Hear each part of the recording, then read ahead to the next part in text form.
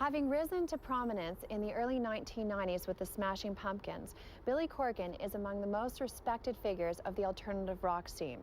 He's now taken a new step in his artistic life. He's released his first collection of poetry. I sat down to talk with Billy Corgan about the many personal influences that have not only affected him as a person and a poet, but as a musician. Please stay with us. It's all ahead.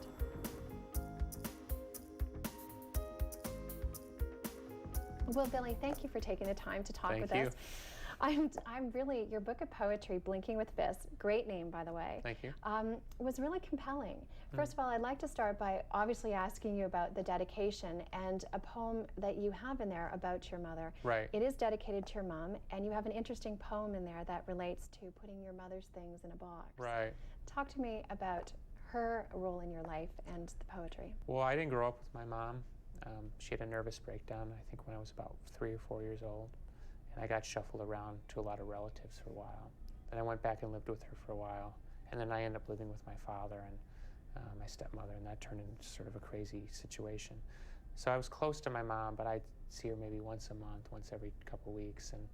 And she was sort of this kind of quiet figure off to the side. And then as I got older, we got closer. And then she was diagnosed with cancer and then was dead 5 months later. So it was like, boom, you know, we went from having this sort of peaceful solitude with each other, and then boom, she was just gone. And recently, about a year ago, I finally had the courage to go over to my mom's house. Her husband still lives there. He's remarried, and we took out this box, and there was all this stuff inside the box, you know, and there's stuff I'd never seen. And I found these poems that my mother had written when she was institutionalized, you know. And it kind of struck me that my mom had an artistic soul, and I'd never seen it. The box, you know, relates to the notion that, you know, when you have to deal with loss, it's like, what do you do with that stuff? You know, Right. You know, what do you do with these memories? Where do you put them? You know, there's something about putting something that's so valuable to you as a talisman, as a symbol, and sort of having to put it under the bed or stick it in a closet that seems so ungracious or something. That's like, you want to put everything in this vaunted place, but it's like, so what do you do with like grandma's doilies? You know what I mean? Right. You can't throw them away. Right. But they end up invariably in a box, and so they're neither present nor gone.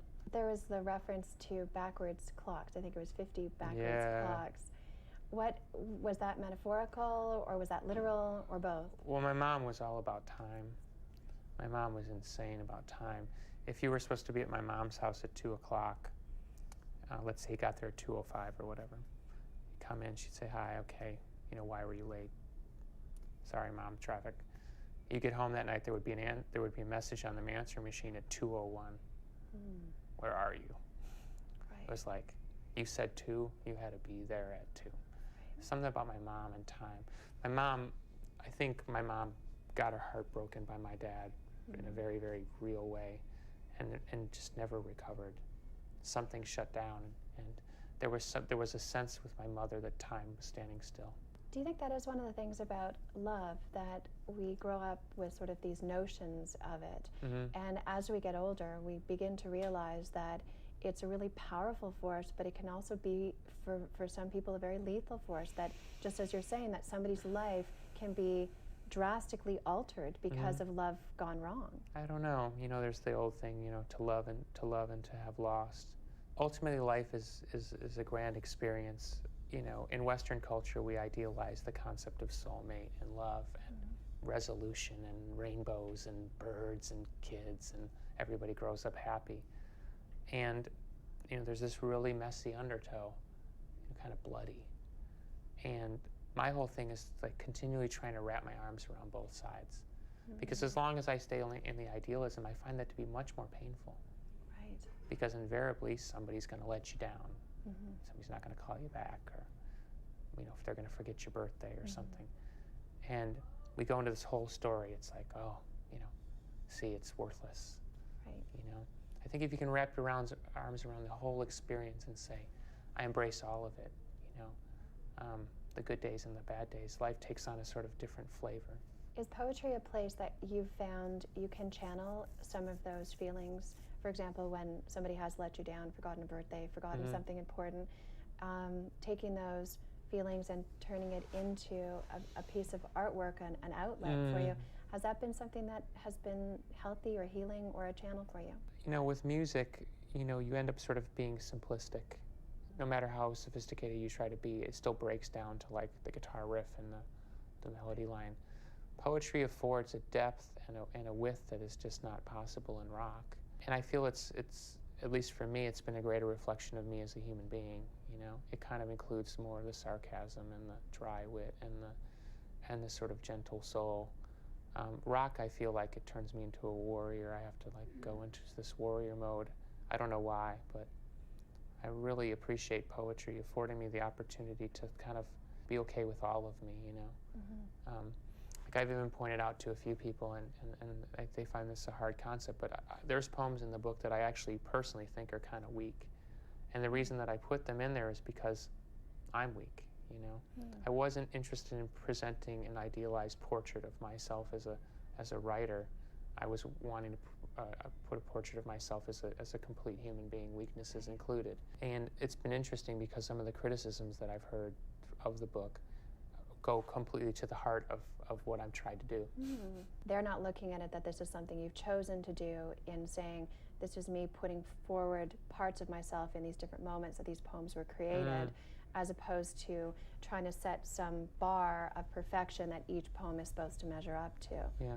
I suppose it might be different if I was just a poet, but I think having had the level of success that I've had in music, I look at my poetry work as an opportunity to not be afraid, to not be fearful, to not go and fall into the idealism trap that plagues, I think, every artist.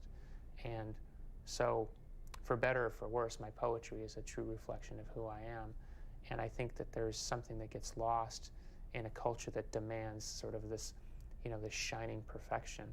I mean, you know, I'm not a big poetry reader, but, you know, not every Walt Whitman poem is good. Not every Yeats poem is good. There's something to be said for the process of them finding their way through their own particular forest. And I think we're sort of, in our culture, because we're airbrushing everybody's face into a blank nothingness, that we're sort of missing the point. That it is the blood and guts, it is the wrong, it is the misstep that makes the human, that makes that when you do hit the heights, we seem to be on some sort of sustained, necessary orgasm of moments that really, I think, takes away from our opportunity to even breathe. That's a great point, because as they say, one of the things that, you know, generations had before I'm thinking email and technology, were writers that had different versions, and you could look at their earlier versions and the weaknesses and the flaws and how they worked on it. So what you saw presented wasn't how it just came out initially, that there was a process of hard work in many years often. Well, didn't Yeats like revise his work up until his death, and Whitman revised, you know, whatever, you know, a million times. And so what you're saying is, I'm thinking in relation but I won't be revising these. These are done. And when you're finished talking with everyone about them, they're really done. Yeah, totally. On to the next thing.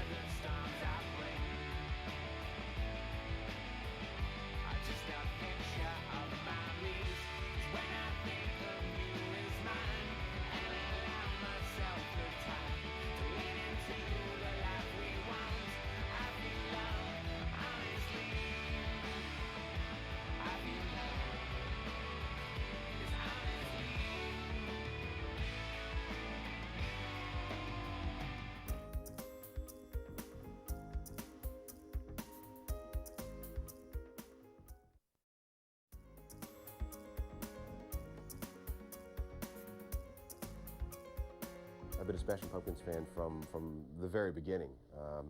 When they first released their Tristessa single, I thought that this band had really something different going for them. And through the first, second, and third albums, I became just a gigantic fan of the band and everything that they did and all the drama that went along with being in the Smashing Pumpkins. They were one of the big bands of the alternative nation that emerged in the early 1990s. And when Kurt Cobain died, they sort of became the heir apparent to Nirvana. I don't think they wanted to be in that particular position, but for example, in the 1994 Lollapalooza tour, which was supposed to have been headlined by Nirvana, which they obviously couldn't after Kurt took his life, the Smashing Pumpkins were thrust into the headliner role. And that was a bit awkward for them, I think. But at that time, they were probably the only band in the world that could have even come close to filling Nirvana's shoes. Well, the Smashing Pumpkins had a certain amount of angst and drama to their music because it was the dynamics, the very, very quiet and then very, very loud, and then delicate guitars and then big guitars, and then Billy Corgan's voice has such a tremendous range. He can be that the little boy sort of quiet voice, but then he can sneer and snarl, often in the space of 16 bars in the same song, and it was very, very powerful the way the Pumpkins presented themselves. And they had a great unit. I mean, Billy Corgan's a terrific musician and songwriter. His singing is limited, but he makes tremendous use of what he has. And the rhythm section was very good. I mean, Jimmy Chamberlain is one of the best drummers that anybody will ever see. And it just worked together so well.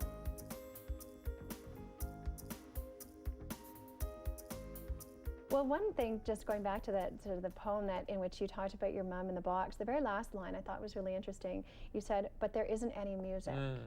Tell me what that meant. That line surprised me, and I write most of my stuff stream of consciousness, so I'm not really thinking a lot when I'm doing it. It's just like it just comes out.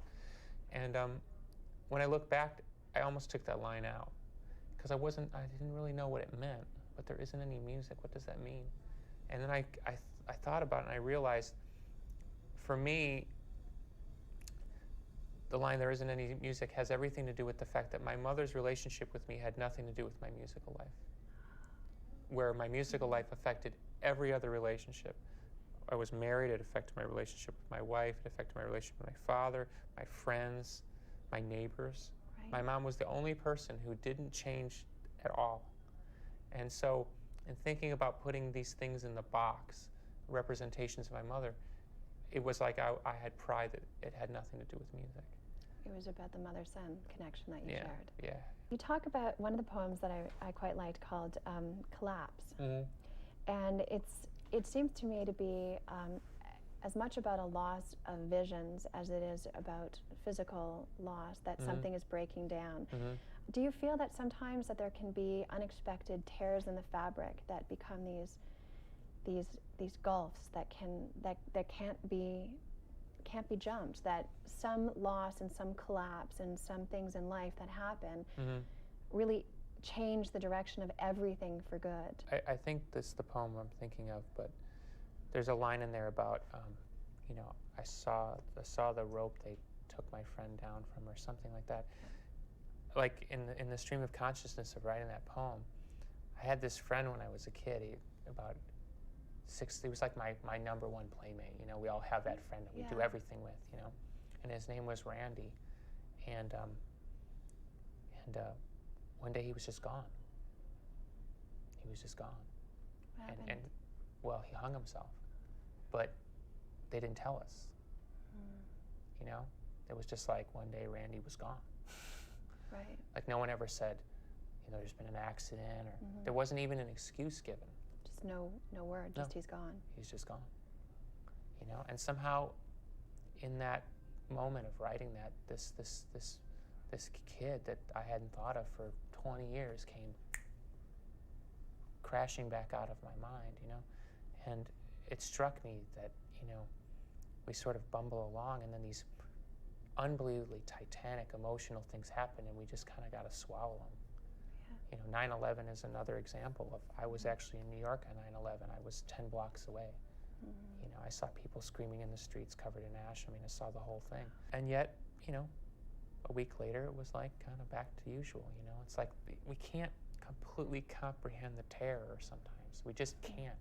It gets sort of put into a box or a compartment somewhere, and we just sort of move on, but that there's still that energy sort of sitting in there. It's the human need to have balance, you know? But are we really achieving balance?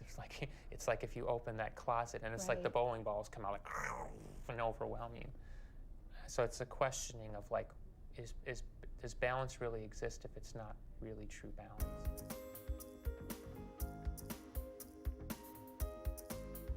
Billy Corgan has had a real career progression, there's no doubt about it, but like many people, the most important aspect was at the beginning with Smashing Pumpkins. It was a band, I mean, he's like a sort of a controlling genius who had a band that was one of the most important ones of a really, you know, important musical movement, grunge and alternative rock, and their music was beautiful and complex, and they were a band that was relevant for longer than really than a lot of the bands that were around at that time. But, you know, like a lot of people in that way, that sort of controlling, have God complexes and brilliant, they do lose touch. And I felt that these later incarnations in Zwan and writing a book of poetry, and he's sort of lost his importance. And so coming up to this new album, there's not as much anticipation, there's not a lot of, you know, I don't expect anything groundbreaking. It's been described as electro rock. Sort of, he's taken away his big guitar sound. So I think the old lyrics were, you know, beautiful and moving and angry when they needed to be, and lovely when they needed to be. But lately, I think I mean, he's a bit more religious now than he was back then. So Zwan had a bit of a religious thing going on, and he's talking about God and different things in interviews, and that might come into this new album. This is a time when you can be really political, and you know, it's starting to seep back into the music. But I mean, are young people going to relate to Billy Corgan? You know, they have their own people now. This is, I think, really, this album is going to be paid attention to by, you know, 30-year-olds, late 20s and 30-year-olds, not a real younger generation.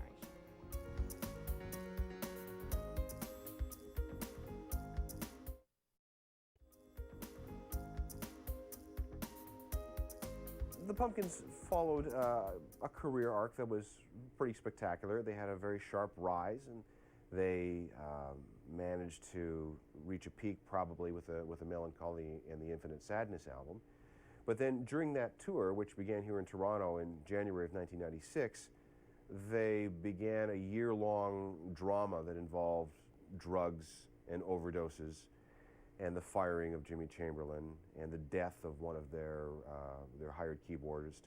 And the band never really recovered from that, because once Jimmy left, the dynamic was upset and the chemistry was upset, and the band tried to regroup with different drummers and with different sounds and different approaches to the music, but they never could really capture what they had in the first 3 albums. I think everybody really wanted Zwan to be Pumpkins Mark II, but I don't think Billy wanted Zwan to be Pumpkins Mark II, which is why he brought in all these different players from some of his favorite, like, really obscure indie bands of the 1990s, bands like Slint, for example.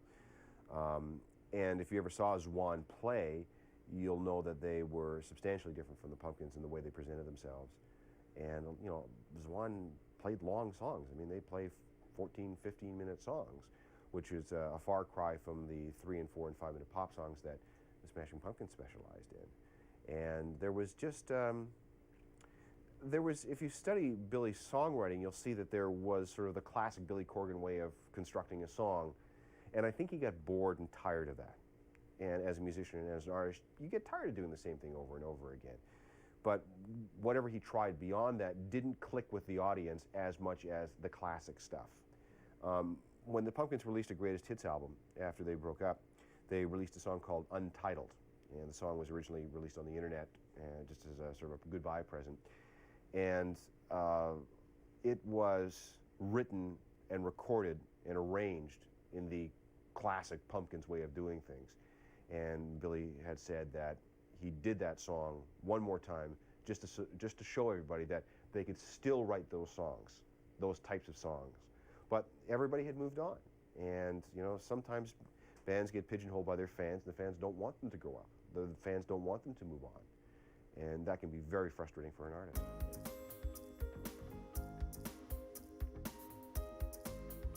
For you, do you find that poetry is a healthy box, a healthy place to put some of the things? I mean, there are references I took in some of the poems to the intensity of your life, traveling and being dislocated and being asked to almost perform on a robotic level in some ways, that your internal self was not important as long as your external self delivered what was needed again and again and again in the circumstances. Right.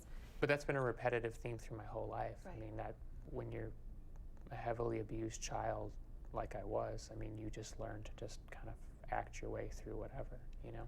Like, you know, when I used to get beaten, there were times where if I cried, I got beaten more, and there were other times where if I stopped crying, I'd get beaten or something. It was like you never knew whether you were supposed to keep crying or stop crying. Right. So you had to kind of figure out why you were being beaten, what you needed to do to make the beating stop. And once you've learned that, I mean, doing an interview or meeting a fan or writing a song can become an automatic process. I mean, you can just go there. It's a skill that's not admirable, but it's a skill that you have as a survival. I personally, and this is nothing against what you're asking, but I personally don't place a lot of stock in my celebrity as an impact on my life. I think the abuse I suffered as a child has been a much more detrimental force. Fame has only reinforced those themes, but not necessarily made them any worse. And it's been a long struggle for me to sort of be real. How have you addressed some of those things from childhood? How long did you go without addressing them, and at what point did you decide it's important to address them? Well, when I got out of my family situation when I was 18, I went to my father and I tried to discuss those things with him, and he basically told me to shut up. He didn't want to hear about them. So I buried him, and they sort of were locked up for a while, and then when fame and the success hit, which was fine, but the downside, the criticism, the sort of sense of powerlessness, you know, feeling like people are laughing at you or somehow judging you because you didn't make a good enough song or concert or something like that, it just re-triggered all of that. And then I was suicidal and crazy, and it was like, you know, it's like the same thing. Somehow that opened up the closet, and all this shit came down on my head. And where did you turn when that box was opened and it was coming at you? More into music. Into music. Yeah, more into music. And then, of course, the great irony is the more pain I invested into my work, the more records I sold. So I became sort of enslaved by my own pathos. Right. And it seemed like I kept upping the ante, you know. Right.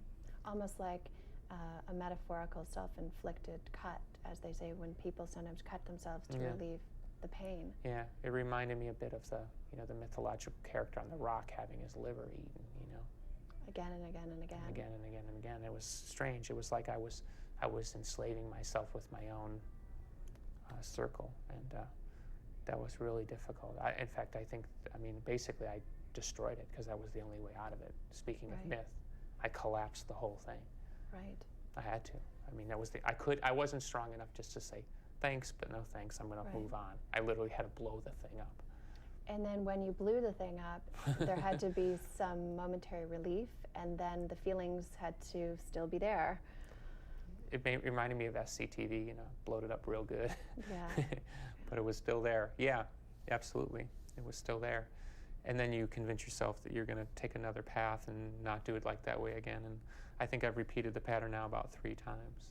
I like to think I'm pretty much out of it now. What tools did you use to climb out of it? I say to a lot of friends now, personal honesty is the most important honesty.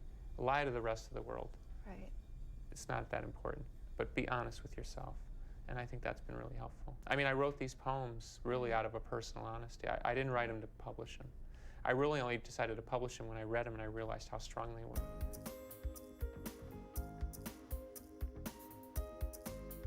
Smashing Pumpkins were one of the more important bands in my opinion, for youth in the 90s. They were a very different sound from all of the bands that you listened to in the 80s, all of the, the big hair bands, the heavy metal music and everything. And then So everyone was sick of that, and then in the 90s we started listening to something that was more, it was a lot more raw, a lot more emotional, I found, than a lot of your manufactured 90s bands. And then the frontman, Billy Corgan, he really did a good job of being sort of a voice for our generation. At that time, I was in junior high at the time that they started becoming very big, and I remember hearing a very different sound on the radio, something very different to what you usually hear just coming into that period of time. As far as I know, a lot of what came out of Smashing Pumpkins was solely due to his input in the band. Even though, not to put down any of the other members of the band, but I feel that he was the biggest influence. He was probably the biggest writer for all of their material. I went to see Smashing Pumpkins when they played at Massey Hall here, and the two people standing in front of me were wearing shirts that they made. They were homemade t-shirts where they wrote his lyrics just all over the t-shirts. So I think that's can tell you right there how much people enjoy his lyrics and how much they relate to them.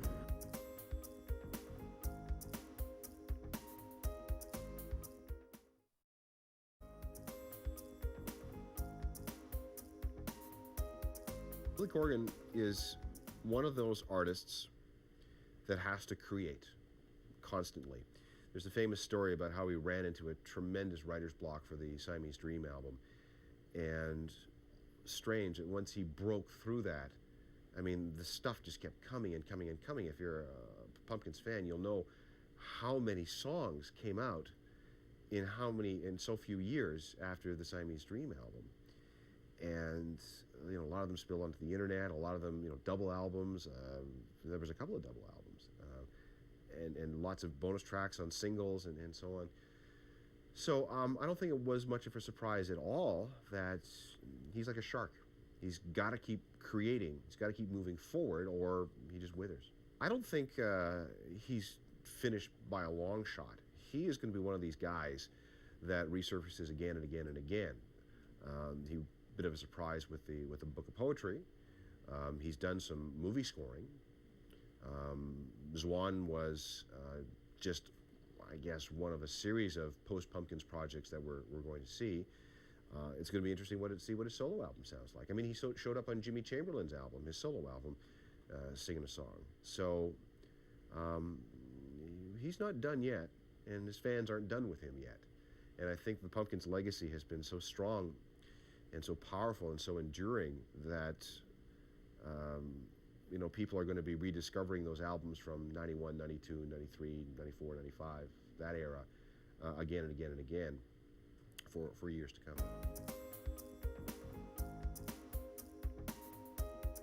Was publishing them also an act of self-affirmation in that dedication to honesty? Yeah, because I mean, being an avant-garde artist in rock and roll really isn't that avant-garde, Okay, because? Because the paths have been pretty well worn. Okay. It's a sort of safe danger. Right. It's like if you're edgy enough, you'll sell some records and some people will show up. But I mean, nobody gets hurt. You know what I mean? It can hurt, but it's not going to kill you. Putting out a book of poetry, being a celebrity, knowing it's going to be dismissed no matter what I do, right. Knowing it's going to be judged, knowing people really aren't going to read the poem thinking Billy Corgan, human being, Billy Corgan, rock star. Right. It's like, what does he know about poetry? Yeah, what does he know about pain? What does he know about loss? And it's just like, where do you start? I ultimately came to the conclusion, I am me, and I'm not going to be me. So when you ask about affirmation, this is it. It's like, there it is. I know on the one side that you've had book signings that have had many people showing up, many hundreds of people showing up, and I was told by someone in your crew that sometimes more people showed up than when you would be signing something for Smashing Pumpkins. That must feel like a great sense of validation. It's been unbelievable. Yeah. It's been unbelievable. And I'm most encouraged is young people. That's right. 18, 20, 23. It's like that generation seems to really be responding. And I thought about it, and the only thing I could come up with is they like the boldness of it. They like the out-of-the-box aspect of it. I think that kids is pretty much realize that rock and roll celebrity is a game, and it's not really speaking to them. And there is a reason that kids are attracted to guys on skateboards and guys jumping motorcycles, because it's not got that same commercial undertow. Right, it's real danger. Real It's danger. real falls. Right, real risk, real reward. Mm-hmm. I mean, this is too safe a game, you know. Right. Did you write poetry before you wrote lyrics, or do you see the two as being very similar? I wrote when I was a kid, and then when I started writing lyrics for bands, I basically stopped any other kind of writing. Mm-hmm. And then about 4 years ago, this voice kind of came back, popping back out. Can you write poetry when you're in a happy mood, or is it a place that you're sort of melancholy and you're remembering happiness, or is it you're actively feeling happiness? I've generally found that the best work happens when you're out of the emotional state. Okay. It's because you're able to reflect. You're easily able to re-access the emotional quantity that you were quantity that you were experiencing, but you have the ability to overview. Right. You know, like they say, macro and microcosmic, you know. And that's when I think I work best as an artist. I think if you're some of the poems that aren't published, that are in the full throw of like, oh my God, you killed me, oh my God, you know, it's like, it just reads like bad poetry. Right. One of the poems, and I'm going to get the name here, the Son of Flowers. Yeah. It had a very staccato sort of type feel to it. Why did that one come out so differently than the others? Son of Flowers, I think, was one of the last, if not the last poem that I wrote. And this happens to me with my albums too. You go through this whole arc of writing, and somehow at the end, like the next voice starts to emerge. You know, this other voice that somehow doesn't seem to have anything to do, but if you look at it in its tangent, it's the end of the arc. Okay. And the Son of Flowers, I think, is this next voice that's coming out, that's got a little less worry about the grand sweep, and is a little more like poking you in the chest. Right. Blinking with Fists. Great title. Great visual image.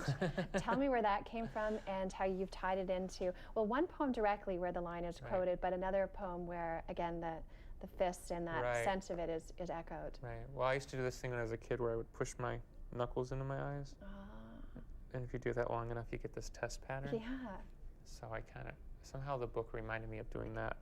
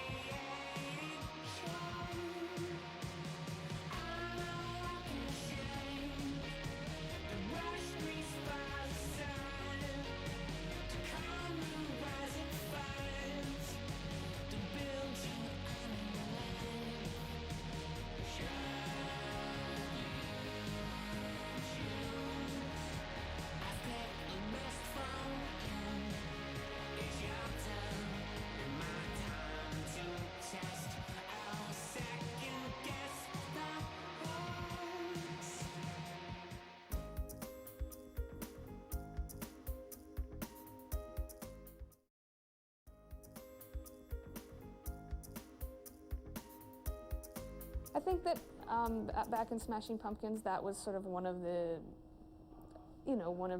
aspects of that band that was really appreciated, and in an era where sort of disaffected youth could look to lyrics. Yeah, he had it, but I don't see it being something that people are, waiting for now. Sort of the next Billy Corgan round of lyrics. I mean, music these days is really two categories. There's a very superficial level that's very mainstream. You know, there's so many artists out there that still have songs written by other people, and it's just all about the poppiness and the catch and the hook. And, you know, and Billy Corgan he was great, he never really was that, and yet he was able to straddle, he was very mainstream with deeper, more meaningful lyrics. So there's always going to be fans out there that are, you know, music lovers that care and are listening closely and intently, and he'll, you know, and people like that will definitely check out what he's doing. And then others will just, you know, does it make it on the radio? Does it, you know, sort of make you move your head? As musicians get older and still try and find ways to connect, but at the same time, self-preservation. I mean, Billy Corgan had to kind of mellow out. You know, he went through he was in the teenage rock star grunge, and look at what happened to them. You know, some of them died, and some of them, you know, are still trying that and failing, and some of them found other outlets, and then maybe can come back to music fresh. You know, let's see if he can do that. But you definitely have to allow the musicians to sort of age and grow in their own way.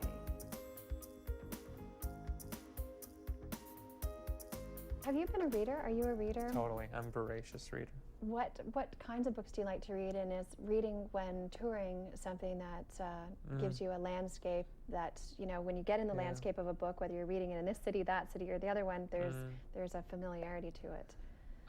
When I'm touring, it's almost impossible to read deep books. I don't know why. Okay. So I tend to read things like biographies and historical things, narrative, you know, just kind of follow a plot. When I'm home, I read a lot of mystic stuff, psychic stuff. I love I love the great writers, whether it's Thomas Hardy or Philip K. Dick, it doesn't matter. And then, kind of like you, alternate like, you know, like sugar and salt. I throw a good in. Like I recently read a book about John Dillinger.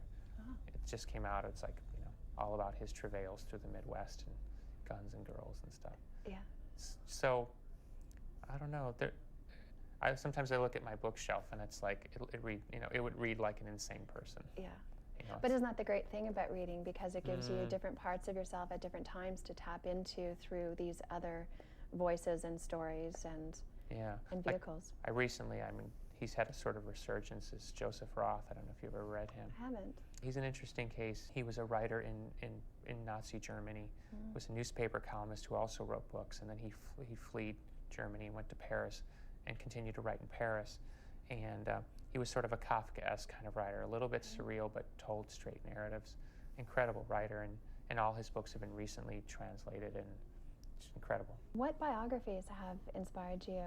I know for me, when I think back, there are certain biographies that still, I can see now the impact that they had on me, as though the person I read about had actually been someone that had passed through my life. Right. Are there any of those people for you?